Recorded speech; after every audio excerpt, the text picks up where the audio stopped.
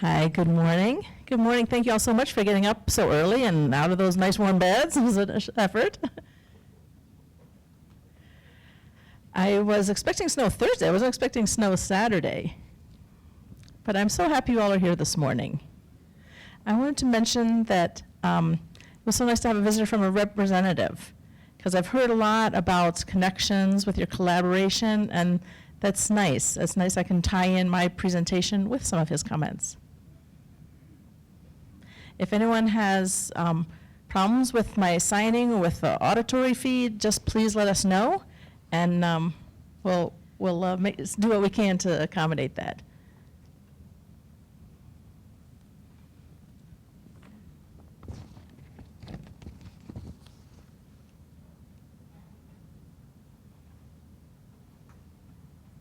A comment here? It's easier to see your hands if you're actually behind the black. So shall I stand in the middle? That's much better, thank you. Good, thanks for the feedback. And if I drift too much, get my attention and tell me to move back to the middle, okay? So I'd like to introduce myself a little bit. I know Nicole gave me a nice introduction, but I'd like to tell you a little bit more about myself because I want you to know who you're hearing from. I am a professor in the Department of Counseling. I was trained as a school counselor and as a mental health clinician, and I combine those two fields. But I'm also the director of a special program that trains new counselors, school counselors, with a grant from OSEP, a federal grant.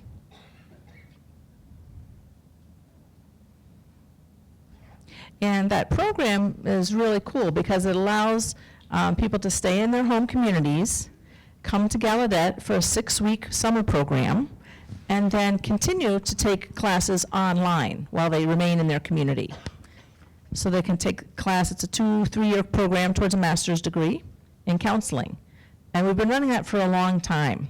It started in the 80s and it continues to run. We've added more and more online aspects, as you can imagine. But it's nice because I know you all know,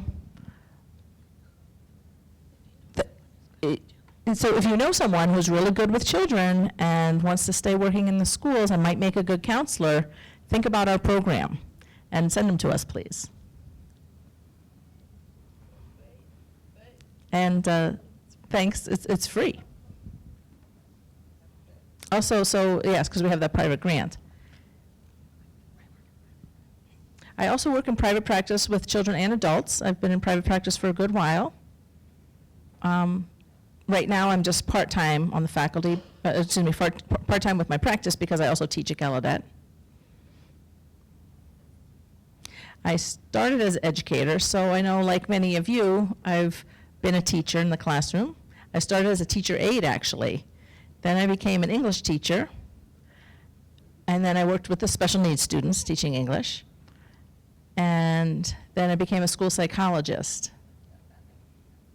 And I still felt like I wasn't really doing what I really wanted to do. I really wanted to do direct services with the students. And so as a school psychologist, there's a lot of assessment, as you know, and not so much direct counseling with the students. So I went into a counseling program and got my PhD, and with some additional skills I'll talk about that I bring to my private practice. I've got 3 kids. My oldest daughter's an interpreter, so I connect very strongly with interpreters. But again, my oldest daughter is in Florida, but her first job was in education, and as an educational interpreter, I beg your pardon, she's now a freelancer, but she started in education. It's okay. So I know the interpreter's perspective on things as well. She doesn't interpret in the educational arena so much anymore, and in the K through 12 anymore. She does more post-secondary interpreting. My other daughter is an interpreter coordinator at the University of Maryland, and my youngest is a nurse. So I think that's very, very similar with other codas. The oldest one often stays in the family business and continues the profession. For children of deaf adults, often do that. And then the younger ones have opportunities to do something outside of the field. I have 3 grandchildren as well. And my children are all girls, and my grandchildren are all boys. So that was really a nice balance in my life to have some boys finally. So let me ask about you all. How many of you all work in the mainstream settings? Show of hands. Wow, that's a lot of you. How many of you are itinerant teachers? I imagine many of you are. Okay, yep. Family members? Do we have parents and siblings here? Okay, good, some family members. Great to see you. Interpreters. Okay, nice balance of different groups of people. Mental health counselors, therapists, oh good. And some administrators, I imagine? People in administration, that's great, we have a nice mix of people collaborating.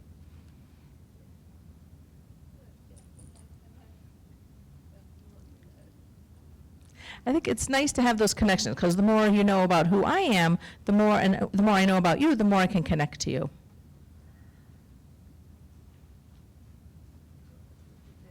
So here's a little bit about what we're going to do today. I'd like to review a little bit about what's happening with deaf and hard of hearing students today, just briefly. I don't need to go into depth with you all. And then I want to share a little bit about my book. As was mentioned, I have a book that looks at deaf adults' experiences, people who are now adults, reflecting back on their experiences in the mainstream. And I'd like to share some of the findings that I published in my book.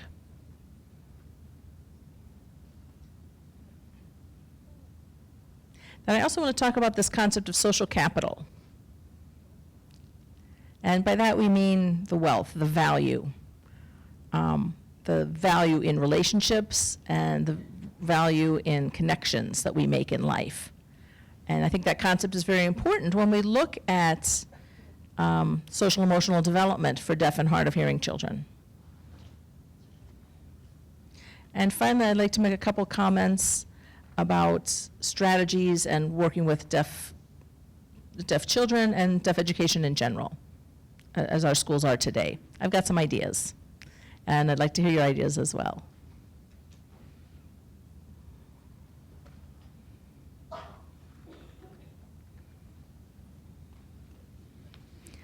I'll give you a minute to read.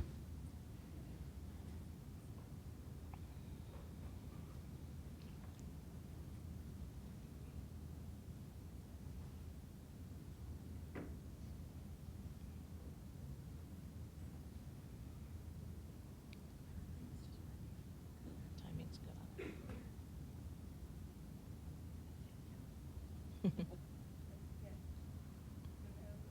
Again, if you know where I'm coming from, it's helpful to understand my perspective on these comments.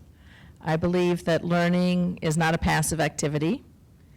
There's lots of evidence from research that shows that deaf children don't learn the same way as their hearing peers. That if there's a deaf classroom and a hearing classroom, they aren't learning as much, even with great interpreters. If they're in the hearing classroom, they're not learning as much, even with terrific interpreters. And we don't always understand why. The research hasn't told us the whys about it, but it has told us that that's true. And I believe it has a lot to do with the connections and the associations made by the deaf student. Those connections aren't being made when a deaf child is alone in the mainstream and becomes a passive student instead of being involved in their education, involved in the dialogue going on in the class, and so forth. They don't have that direct communication with the student, with the teacher and their peers. They often have a relationship with the interpreter, but their learning is more passive and less involved.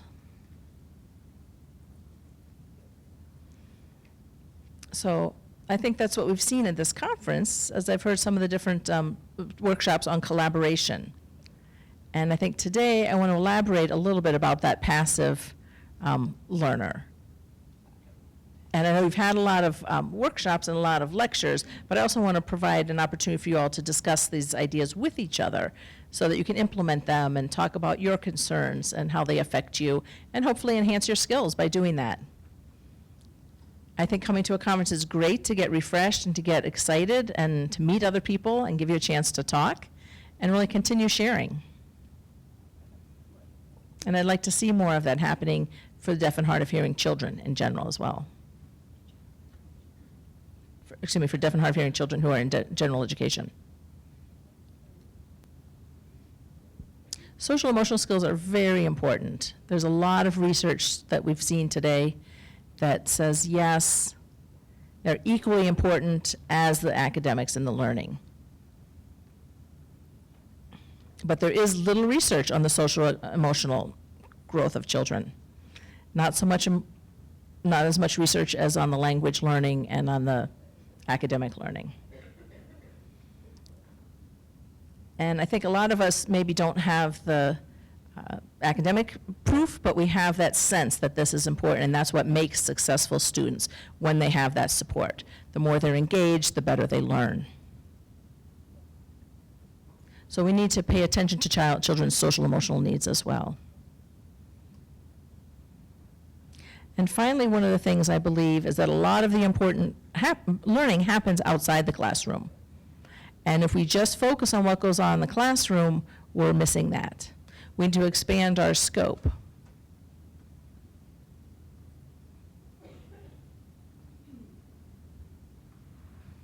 And I guess in summary, the more connected we are, the better we learn.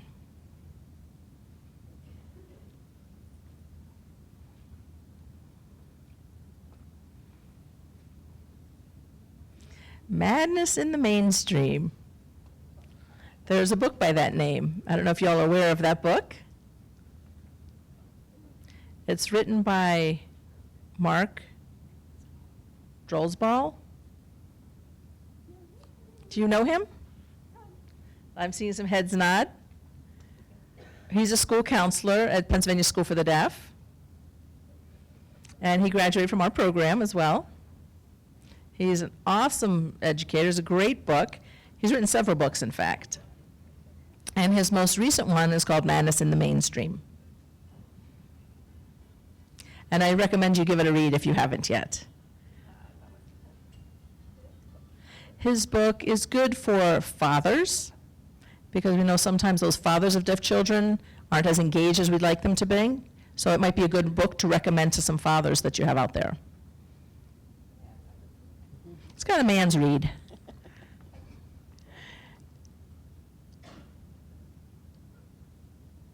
Anyway, so here you see two pictures. One little girl getting straight A's, and on the right there's a man with a report card with a D, and they're both results of general ed education. Where do your concerns lie with that? With the boy, right, who's getting D? I might suggest that we should be concerned about both of them for different reasons. I think the boy, yes, we should be concerned about his academic performance. He seems to not be succeeding. And it may be because he's started school without language. It may be because his parents chose for him not to learn sign language initially. Maybe he started school with that deficit in language and has had to be picking up language instead of academics. So for some reason, he's not being successful. And when he leaves school, he may still not be successful. We know what the future's like for those kind of kids, for deaf adults who continue to struggle and continue to need our services, even after they graduate. They may eventually see us for mental health counseling. They may be on Social Security. They may not have a pathway to success. The girl, on the other hand, regardless of her straight A's and her high self-esteem on the surface, she may also be suffering. Because often what we see is that isolation of the child in the mainstream. They don't have the connections that other children have to school. We may need to find a way to help her connect with her peers, with her school life, And some of that can happen before the child arrives at school. They can't simultaneously be learning a language and learning academics.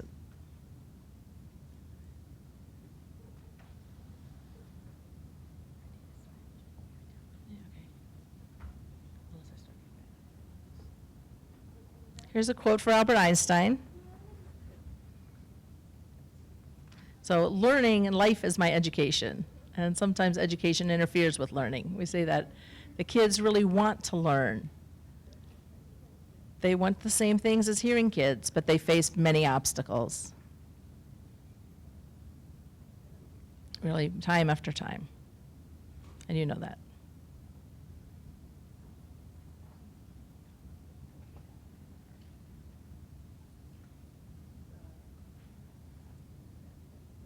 So I was concerned about deaf and hard of hearing children. I have a colleague who teaches at Gallaudet, who's retired now, Gina Alvarada, excuse me. And she's looked at students who struggle. Because now at Gallaudet, probably, I'd say a good half of our students are coming from general education, mainstream classrooms. They're not all coming from residential schools anymore. I'd say it's a good 50-50 split. So we've talked with a lot of students about their experiences in life and through their education, through their general experiences, and they haven't been good. So we're both very interested in what's actually happening out there. The 2 years that we spent gathering information, we talked with interpreters, we talked with teachers, we talked with district managers, we talked with deaf adults. We wanted to hear what experience they had now at the end of their educational cycle, looking back, and to reflect a little bit about what had happened, so that might give us ideas of what to do with children who are currently in school. That's tough to do because there's parental rights and there's a lot of trouble accessing children who are currently students. But talking to these adults about their memories of their mainstream experiences, we felt that gave them an opportunity to be more honest. And children will tell you, most of the time, children will tell you what they think you want to hear. And we were hoping that, or what their parents want to hear. And so we kind of circumvented that whole thing and went to the adults and asked them to reflect.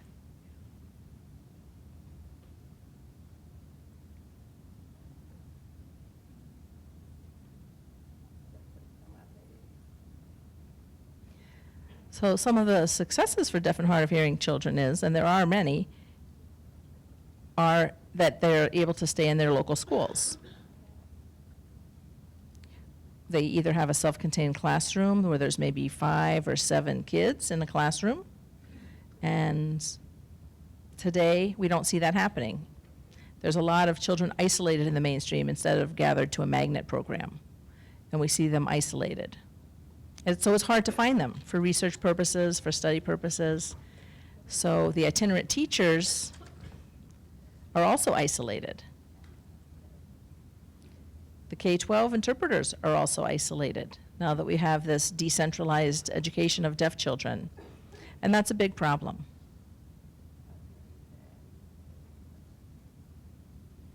So we wanted to get a lot of info. It's difficult to glean information about that. There is no data pool. I know most schools, they report and collect data about academic achievement, how many disabled children they have, and the deaf and hard of hearing children are included in those numbers. But there is no real accurate count, no real statistics on report on the number of deaf and hard of hearing students. In many cases, they're embedded in those other statistics, and that's a problem for us.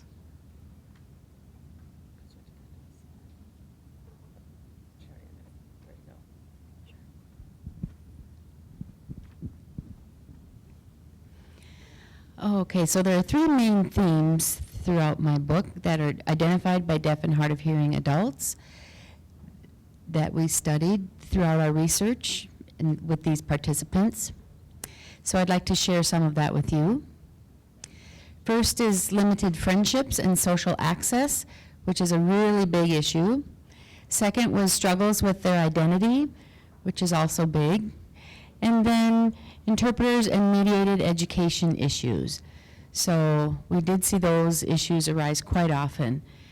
And we ran focus groups to talk about these issues. So we invited deaf and hard of hearing adults who previously were mainstreamed for the most part of their schooling, and they came to our focus groups to talk about that. And then we threw out just general questions like what was best about your education and what was the worst experience in your school education. So just watching those conversations was really dynamic. And we did that in 3 different communities. And so we really felt honored to be a part of those discussions and those conversations. But also, it was amazing to see those participants just go through that experience because there's so rarely an opportunity to express those feelings about their educational experience. So they were really able to connect with each other when they did that. Sorry, I have to hang on back here. So I'll go in a little deeper with each of these issues. Friendships and social access. One of the first 2 things we learned is that the participants said, you know, in elementary school, I was doing okay. I had some issues, but things were okay. And then when they got to middle school and high school, they would say, like Mark said yesterday as well, you know, elementary school was okay, but I'm curious how, in your experience, what you might have seen, but I think most people would agree that elementary was a better experience than middle school or high school. The second topic that came up under this issue was that having a friend in school made all the difference in their lives, in their school experience. So those were the 2 critical pieces of that discussion.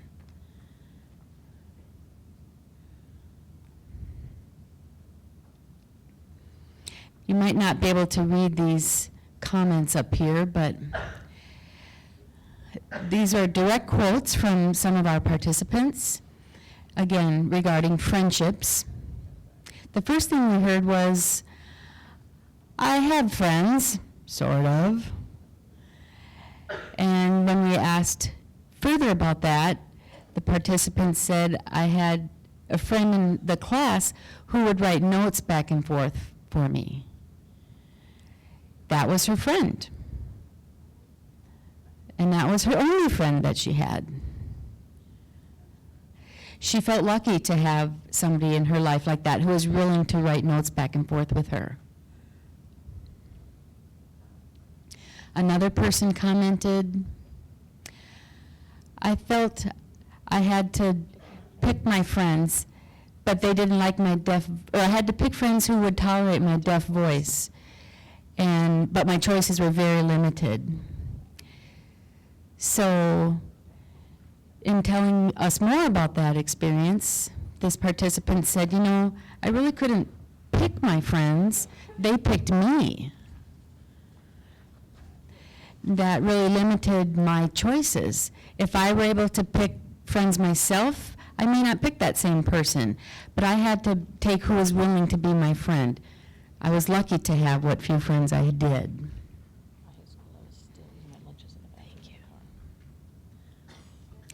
And then one person said in high school I was still eating my lunch in the car and in the bathroom. In the bathroom? That's where that person ate their lunch. So as she shared more, she said she was bullied a lot growing up. And she didn't understand why. Because she's very intelligent, very attractive, very personable person. But I don't know what she was like in elementary and high school, but I can only imagine she was the same, who knows. But that was her experience, and it was very negative. And very sad to hear that story. And then the last comment, it was a young man who said, my best friend in school was the clock. Meaning all day long he looked at that clock, hoping for the time to move quickly and be released from jail, so to speak. Those were his words. So he really felt very trapped in school, and he couldn't do anything about it.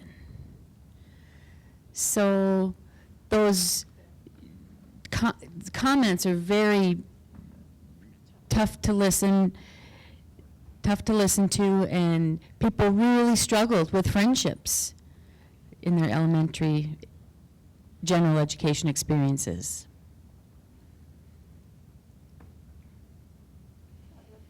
So the sadness we'll put away for a little bit. Let's move on to the positive. How many of you have ever heard of the term deaf fix? I need a deaf fix. A lot of deaf people have that.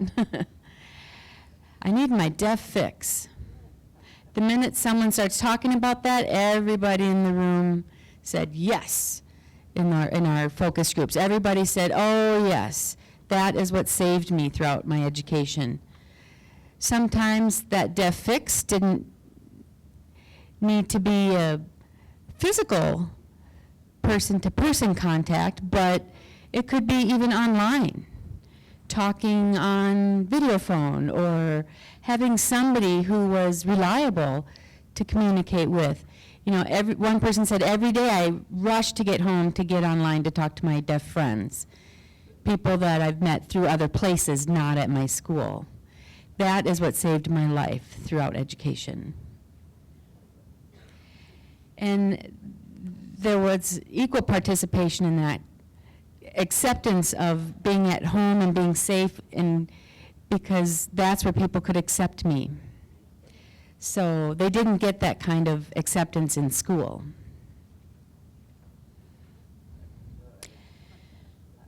Two other comments about deaf fix is it's critical to have language models.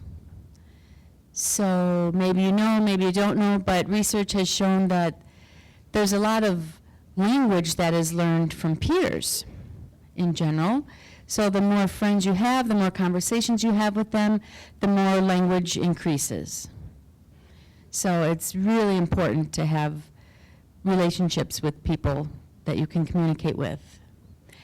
And our friendships with our deaf people carry over to friendships with hearing people. So having a strong base of friends that you can really interact with can then be applied in your skills to friendships with hearing people.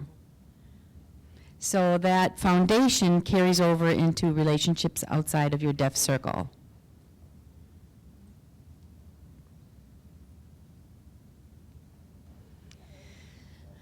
So getting back to social access to conversations, that goes to incidental learning, like Mark talked about yesterday. You know, of course, it's a really good thing to be able to hear conversations around you, and unfortunately, deaf and hard of hearing people are often shut out from that. They're not able to benefit from conversations around them. And those conversations are important. They're really important. Sometimes those conversations are about what's happening in the classroom. They're talking about things that they can connect to outside of classroom that make sense in their learning, or things that are happening at school. It's important to know that information, what's happening with people. So it's important to have that information and not be shut out from that. So it's a big concern and a big disadvantage for our students. One researcher has really gotten deeply into that topic and learned more about what's happening in general education with incidental learning. Her name is Mindy Hopper. She's from NTID, and she selected two friends. One was deaf and one was hearing in this friendship from one school, and she asked both of them, during your free time, like if you're riding on the bus or between classes, walking in the hallway, or can you sit and write for 10 minutes? just free writing, and write about things that you heard or things that you saw or things that you experienced. Just write about that for 10 minutes every day for 4 weeks. And then she gathered that information and compared the notes of the hearing person and the deaf person. And what she learned is that the hearing girl wrote about things that she heard throughout her day. 97% of the time was things that she heard. The deaf girl, however, wrote about things that she saw throughout her day, 59% of the time. The remainder is she wrote about things that she heard 40% of the time, and what we asked what she meant by that, and she said things that she was told, like, here, I need to tell you something. Someone that purposefully told her something, or she asked for information. That was 40% of her writing. That's a big difference from the deaf girl to the hearing girl. So after that study was completed, the researcher sat down with the deaf girl and they talked through those notes. And the researcher shared the results of her hearing friend's notes. And she said, wow, I was shocked, because that 10 minutes is more information that I could learn in a day, of the 10 minutes of the hearing girl's notes. So that's a huge contrast. And it's not right, because it's not my choice, she said. So the researcher,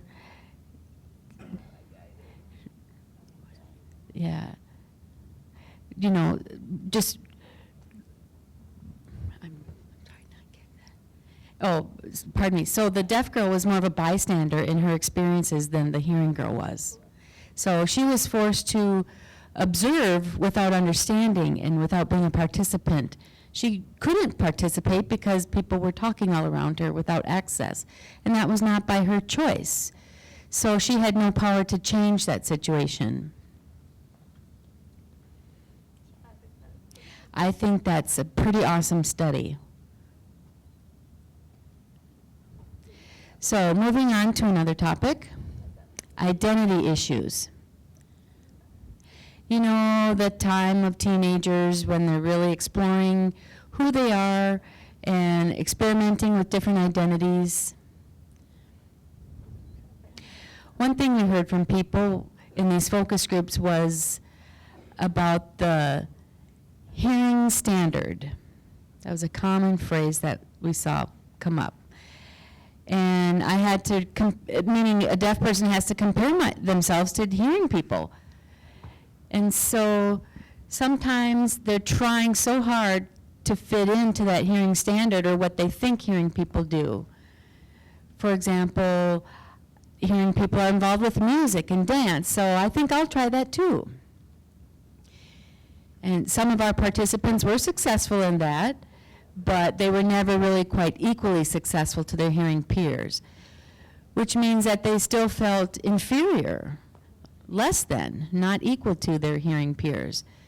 And that really affected their self-esteem. And then the moment they met other deaf people is when that changed for them. They were able to stop working so hard to fit in, and they could really be themselves. So it was a really nice shift for them and a much more healthier way to engage. And of course, another part of identity is figuring out who am I, who are you? And trying to be people who are similar. I need to find people who are deaf like me as part of their experience. Also, there are some not so good issues with that. Maybe they don't know any other deaf people, or, oh, you're not like them. You know, they're told you're not like them in general education. You don't want to be like those kids at the residential school. What's the message they're being told? Oh, obviously those people, it's us versus them, and being deaf isn't good. So they're told to be less deaf.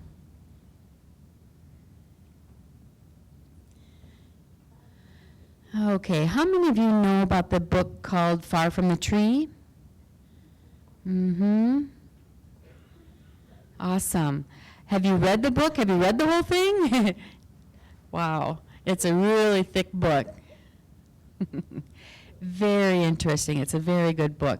It's written by Andrew Solomon. And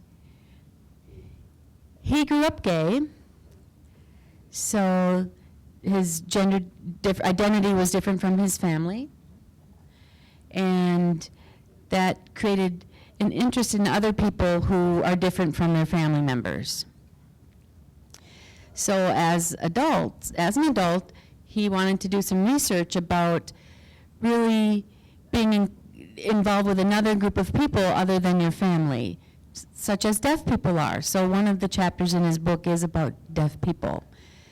So he studied dwarfs and transgender individuals, and what other groups? A whole number of groups. There are about 10 different chapters in the book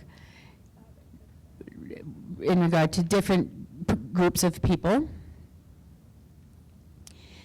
that he researched, and one of the conclusions was that the identity that you're given from your family is vertical. It's called vertical identity. This is what the family tells you is your identity and who you are.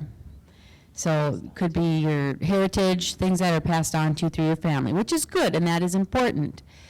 But there's also another phenomenon called horizontal identity,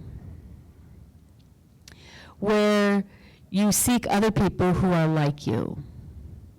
And if we don't find those like people, that creates a gap in your identity, and it's very important to fill that gap with people who are supportive and like-minded as you. So it's a really interesting concept, and I teach family therapy in my program, and I can see now there are more family therapist books that are using concepts from Andrew Solomon's book, that people are obviously saying, this actually makes sense. I want to use that concept.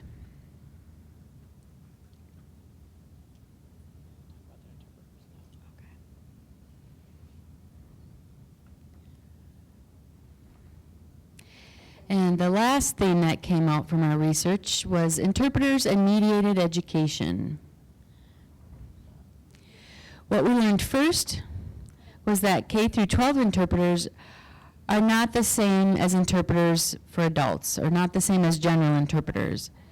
We didn't call them educational interpreters intentionally, because I know a lot of you K through 12 interpreters are considered educational interpreters, and I guess that's pretty common.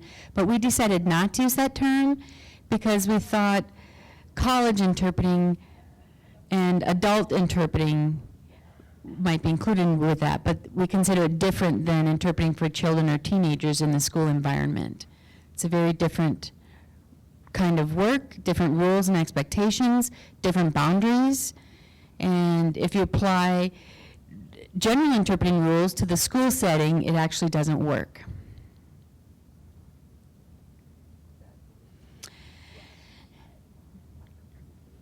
And what our research participants said was that, wow, my interpreter was my best friend. Many people said that. My interpreter was my best friend, the person I really could pour my heart out to, the person who knew me through and through. We had fun together, we were bored together, we would chat. So this person would advise me. She was like my mother. We heard a lot of those comments. But at the same time, there's also an underlying message that says, maybe it's not quite right. This adult is my best friend. There's something not right about that. And the interpreter is the same interpreter from kindergarten all the way through middle school and high school, all day long, throughout their education career without change. So there's a problem with that. And so, of course, they're thankful to have an interpreter, but gosh, it's the same one. And they knew there was something wrong with that. Other people said, you know, my interpreter was my worst enemy. I hated that person for whatever reason. Either they weren't skilled enough, or they didn't care, or maybe they weren't consistent in attendance. They just always had a very negative experience. In both of those situations, there's not a lot of power to do anything about it, to make change. Another thing we heard from participants was the value of direct communication with their teachers, again in general education, or with their peers, and that everything had to go through a third party, everything had to go through the interpreter. Come on. If they had the opportunity in class to communicate directly, they would feel like people could know them a little bit better, or maybe their peers could learn sign language to get to know me directly. Everything went through the interpreter. It'd be nice to have something direct once in a while so I can be more included in the classroom. And not just, oh, the interpreter will take care of it. And the participants also said that some teachers were very good with that, and this is very interesting. They said that certain teachers, like people who taught art or people who taught PE, those were the better teachers. They were more comfortable engaging with their body, so to speak, and facial expressions and so forth. But the difficulty is that trying to change things and wanting people to hear them, hear about my experience or hear about what I need and pay attention and make change and do something. But they found it was very frustrating. For example, one person said in high school what she did was she went to a conference sponsored by A.G. Bell, the Alexander Graham Bell Association conference, and it was the first time she experienced CART, or captioning services. And she said that just opened up her access. And boy, it would be nice to have that in the classroom because she could have access to everything. And this woman didn't use an interpreter growing up. She was entirely oral. So she was very excited to present that information to her school, and she asked for CART services and was told no. So she got her dad involved with her, and they fought very hard for CART services at her school. It took a full year and maybe 2 months before her graduation where they finally were able to work something out to get CART services for her. So there's a lot of barriers it's much harder than it really needs to be. They had to really fight to break down those barriers. And that was a whole waste of time that took away from her learning.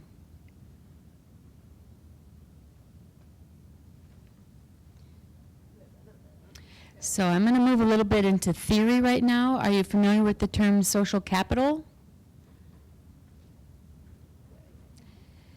So it's kind of a fancy term for making connections. It's about connecting with family, friends, people in your community, school, church, making those connections. And research is saying that the more and stronger social capital you have results in greater trust, connections, information, and reciprocity. And so how can we build this in the social emotional development of our deaf and hard of hearing students? So trying to help them increase their connections is really important.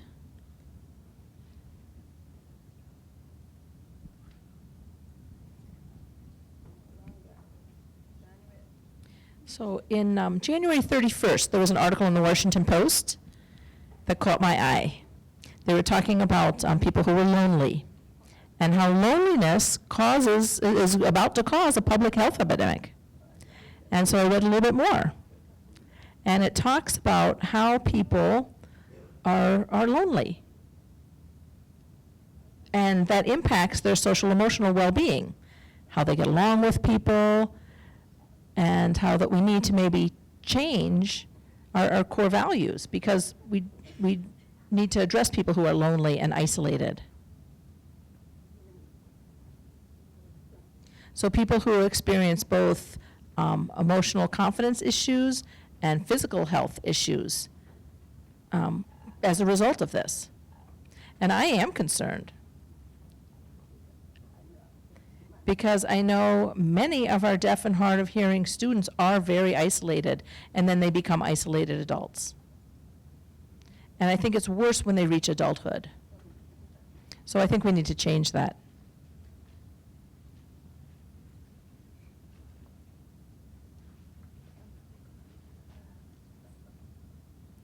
Social capital is created by bonding. And it's creating those strong connections with people who are similar to us in a certain element. So I'm sure most of you understand that concept of deaf people bonding with other deaf people. It could be people who have similar interests. It could be people who share the same race. People really bond over similarities. And we understand now that that's important, to have those bonds, those social bonds, and amass that social capital. It's like sociological superglue.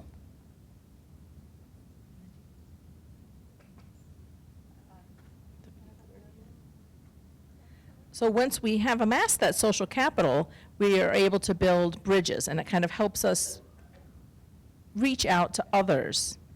And that's important too. Once we have that identity and that maturity, then we're able to then reach out to people who are different than us. So it's important to have that self-worth, that identity. Maybe that's something you can talk about with your deaf children. And as they gain that social capital, they can then bridge into the hearing world in a different way. And those bridges can be more healthy connections. So those first bridges need to be built with deaf people so that they have that bond, and then they can, from that base, bridge out.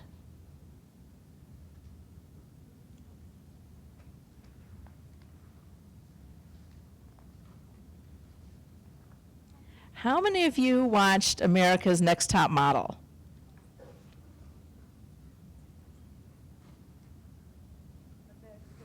And maybe you've heard about him on Facebook. Niall DeMarco, does that name ring a bell? That's his name sign, Niall. He was on the show and he won. So there was a lot of excitement in the deaf community about a deaf man winning the Next Top Model, of course. And this picture, I don't know if you can see it, but it speaks volumes. During the show, let me back up. So he was on this show. He used an interpreter there for the photo shoots and for the competition elements of the show.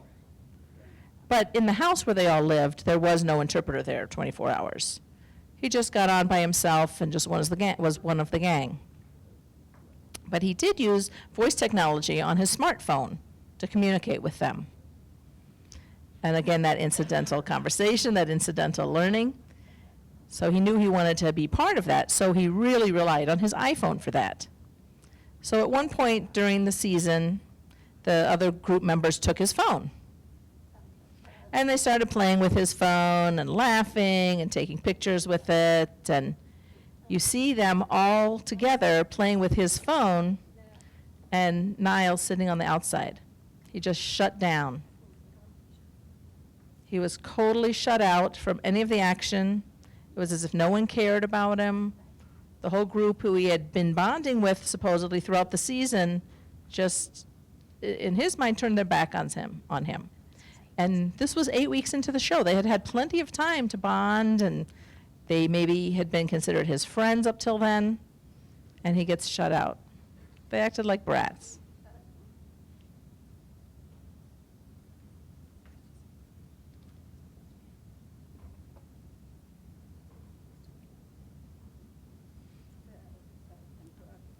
So he then commented about his experience. And Niles said,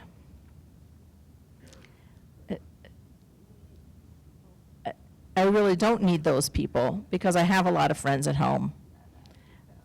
It's not like he felt that was a real blow to his self-esteem, but he was disappointed. So what he did was he just became that bystander. He couldn't do anything to change it. And the reason I'm mentioning this is because if someone this successful, America's Next Top Model, can't win friends, he's like the poster child for what deaf people can do and how much we can achieve. But he comes from a deaf family. He's got great signing skills. He benefits from direct communication with his peers. He could communicate with the photographer. There's lots of people who value him, who respect him. He has very healthy self-esteem. But his peers on the show, treating him that way, that connection didn't happen. And why I mention this to you is think about Niles and the rejection he felt. And now think of your deaf and hard of hearing students in school. Think of people who aren't top models. And if Niles can't do it, if Niles felt rejected by this group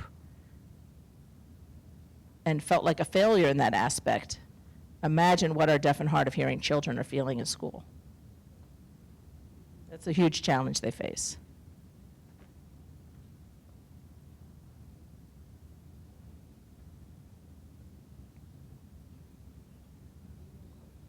So I think one of our goals is to create these connections, create the opportunities for the deaf child to have these connections, as many connections as possible, with his family, with school, with the community at large, with other peers, to create those strong connections and those bonds. And my thinking is that will be a long step towards improving their life.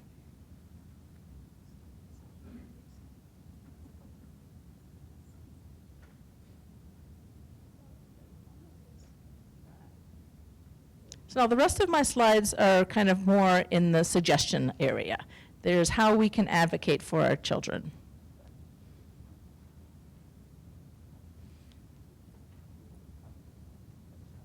We see a lot of workshops and things for people telling us how deaf and hard of hearing children need good advocates. They need advocacy, and they need self-advocacy skills to be able to assert what they need.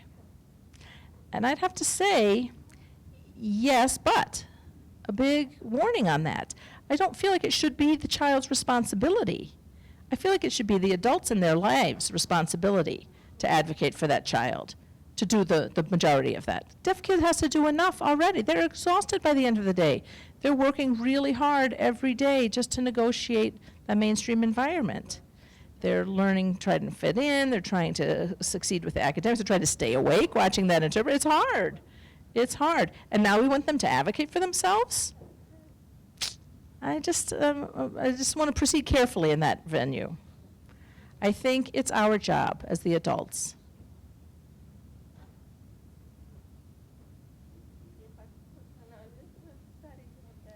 Getting back to our focus group study, there was a lot of comments made saying that we wanted to be involved. We had support of our parents and families.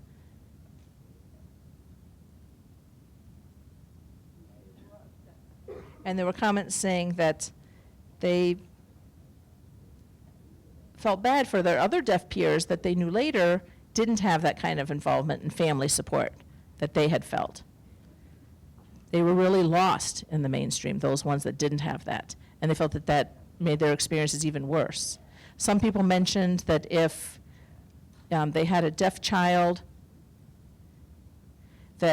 whose parents can't advocate, that child should not be part of a mainstream situation where advocacy is needed. Don't put your child there if you can't advocate for them. And I think many parents relinquish their deaf child to the school system, to the general ed system, and they can't be there. They can't be involved. We need to change that.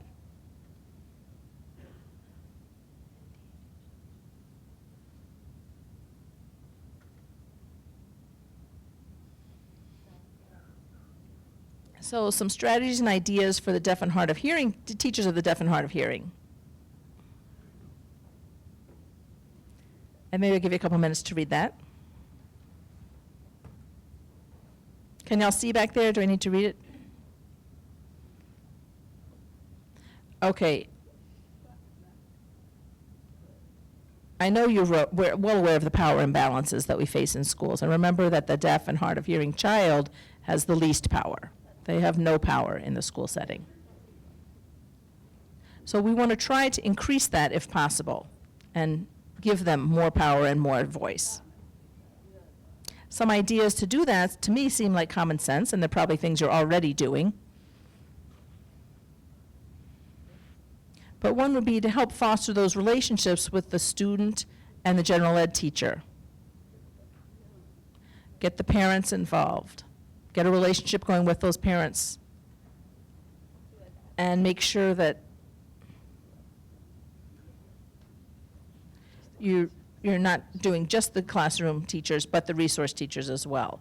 And if there's a resource room, the interesting thing, a lot of Gina and I, we talked about, we were really shocked to hear people talking about their resource rooms and their recollections of the resource rooms, saying that they loved it. They liked going there. They felt it was a place where they belonged because they'd say, for a variety of reasons, they'd say, there was all these rules and there was different rules in the resource room and things didn't make sense. But sometimes when they got to the resource room, they had to be quiet and do their homework. Others, they weren't allowed to do homework in the resource room. So there's such a wide variety of uses of that and expectations in those rooms. Sometimes they didn't want to go, but they were required to go because it was in their IEP. They have so much time in a resource room, but didn't say what was to happen in there. And nobody listened to what the child said. If they said it's a waste of my time, nobody listened to that. Some, for the people, maybe the ones who were doing better in school, they felt it was a successful experience. But some said it was just a waste of time going to that resource room. They said there was like this artificial separation that was created by pulling them out.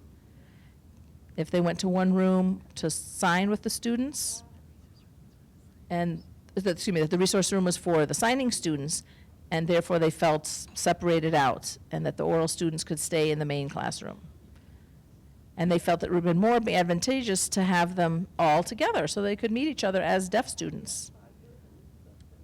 And that they used the resource room, it could have been used as a place of support and connection. So that might be something to think about and maybe make happen in your school. So maybe something to talk about. That what are you using that information in that resource room for? If there's something missing, if the child's just sitting there, it might be a great time to catch them up and fill in some of that incidental learning.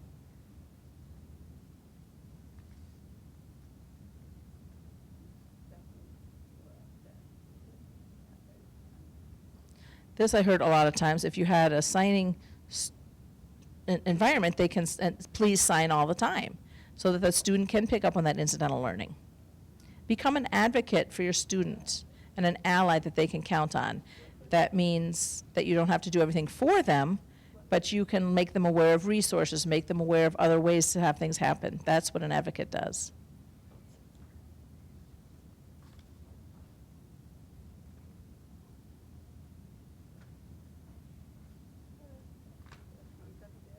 The next slide talks about what deaf and hard of hearing students and families need.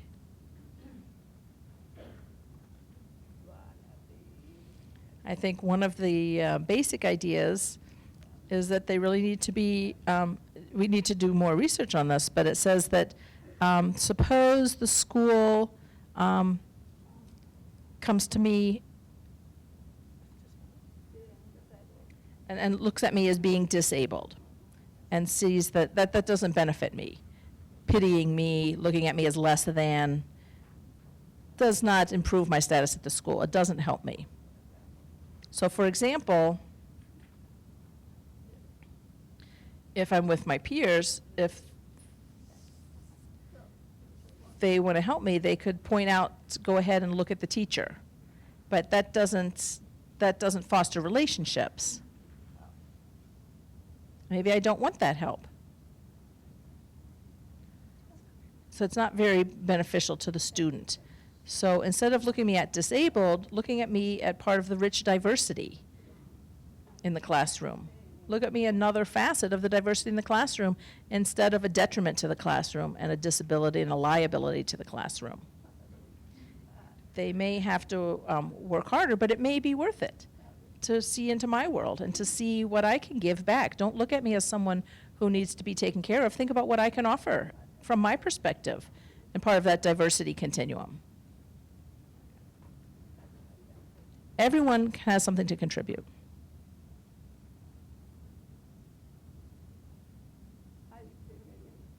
IEP meetings. I think there's a lot of IEP meetings that are maybe not very successful.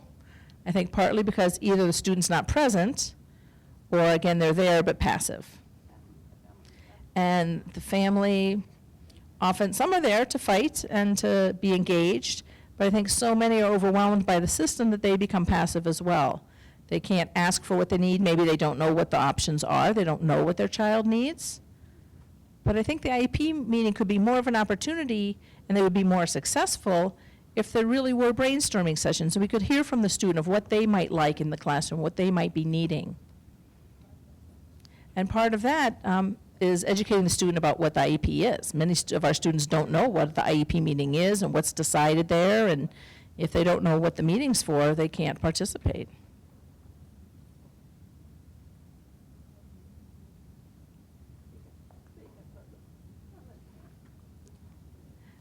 Finally, I want to talk about summer camps. Those are awesome opportunities for deaf children. So many of the deaf adults that we met had gone to camp, and they love telling their stories about summer camp and how that changed their life meeting other deaf kids. I know summer camps, sometimes they're a mainstream situation too, and they can have their positive outcomes, but I'm talking more about deaf summer camps. Those experiences where the deaf child is really involved and wholly immersed. People talked about that as being a great experience to be able to reach out to other deaf people and to meet. Many of you go to some deaf summer camps? Not many of you here, huh? I would assume in Minnesota, everyone would have gone to summer camp here. I'm surprised. So summer camps felt like such a rich experience to many of our participants. And when they left, they thought like, oh, I can't wait to get back to camp.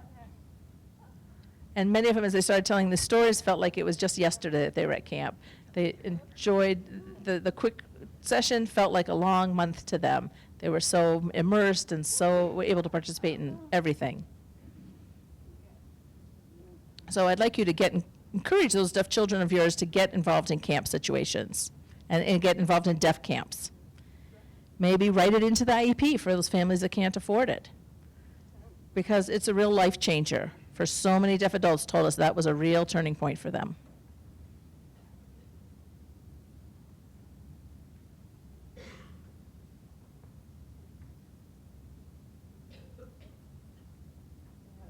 Again, the barriers that our children face, we need to help them tear it down.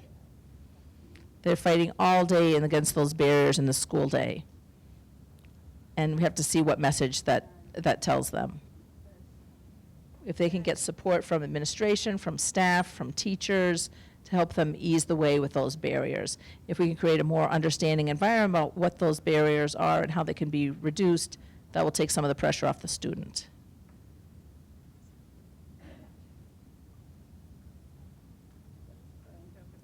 And this again is for interpreters. I think that a lot of what interpreters do is right, and they're doing a great job. And I think there's some changes that could be made as well. I think one thing we always want people to keep in the back of their mind is the power imbalance. Interpreters yield so much power over the child. They have all the power, and we have also the power to change that. One thing that we often heard from people, they would say that they would they stopped participating in class, because even though they would know the answer, often the interpreter would skew their message, and they wouldn't say what the student had said. And they said, I don't want to look dumb by having my words massacred by this interpreter. And so, you know, we're all human, but I also can understand their feeling of shutting down. They just don't want to go through that battle again. They don't want to go through that embarrassment again. They don't want to look dumb. They don't want to look dumb in front of their peers. They don't want to give people that impression that they're making those comments in class. So a lot of times they'll just shut down. If the interpreter interprets wrong, they're going to look dumb. So they would stop. So what do you suppose would happen if the interpreter would say, I'm so sorry, that was my mistake, that wasn't her mistake? Immediately, there's a way to shift the power and to share some of that power and to make the deaf student look smart. And interpreters can do that. We're adults. We need to be able to accept our mistakes.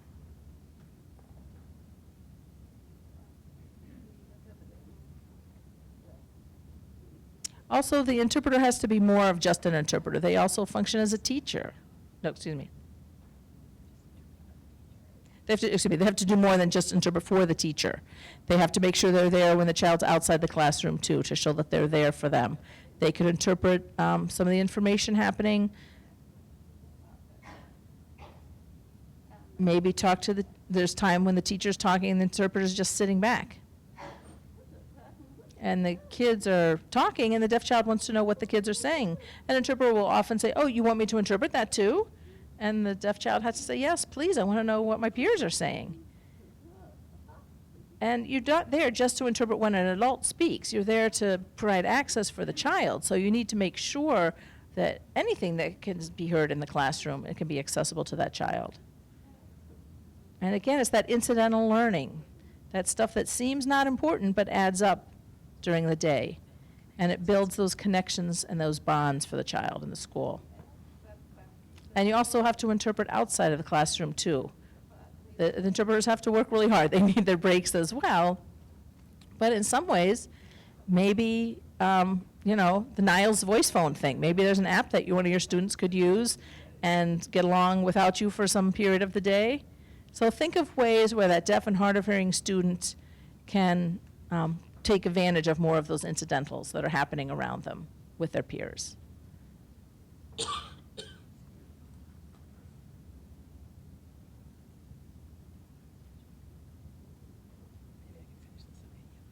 And remember that you can serve as an ally to that student.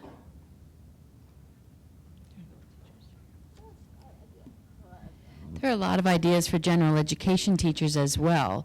So that means it's up to you to inform them and have conversations with the general education teachers. So that is part of your responsibility to give them ideas to increase those social connections in the general education classroom. So again, remind them about the idea of diversity, not that the child should be seen as just someone with a disability. And be mindful that you're a model. You need to model that behavior. So your connections with the deaf students, and you can know that the student will copy those connections. If you're friendly and welcoming and respectful, then the other hearing students in the classroom will copy that. But if you're neglectful and just interpret the basic things in the classroom and not the student conversations, then the students will notice that as well. So I encourage your students to have direct communication with their peers, and not everything necessarily has to go through the interpreter, but be supportive of the teacher and letting them know that they can do that. It's not that hard, and it's important to do. And then the last idea is about creating different learning communities. So not everything has to be in a large group. You know, you can have smaller work groups in the classroom where people are more able to participate and have conversations with each other and have greater learning opportunities instead of being a passive learner.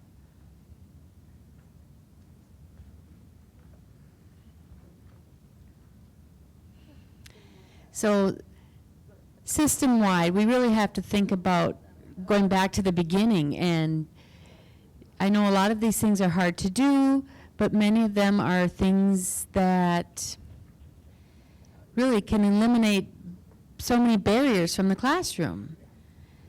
It's interesting, I was reading some papers that were written out in the hallway out here, those Post-it papers, and there are a lot of things that I'm talking about here that are represented on those papers.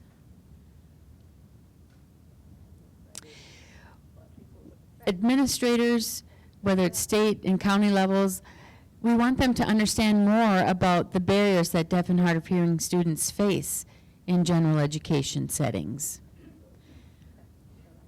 including the language delays, and that their achievement scores and their struggles in the classroom is not because they're deaf, it's because they don't have language, they don't have access to language, which is very critical. And it's an important distinction that they need to be aware of. Deaf and hard of hearing students feel like they have no power, and they feel like they're bystanders in their own experience. So many of them feel like they're judged for their speech ability, and that's not right. It doesn't matter what their abilities are if you look at them as less than able. So I think most deaf and hard of hearing students definitely are doing the best that they can, and if they're not, it's because they've given up. So I want to remind you to let the people in charge know about these things, and so that they can have a greater understanding. Last piece here, and I saw this on the poster outside too, so I'm excited about it. Maybe, depending on the size, but maybe having a whole lot of deaf and hard of hearing students and having one person having oversight and making those connections with deaf and hard of hearing students.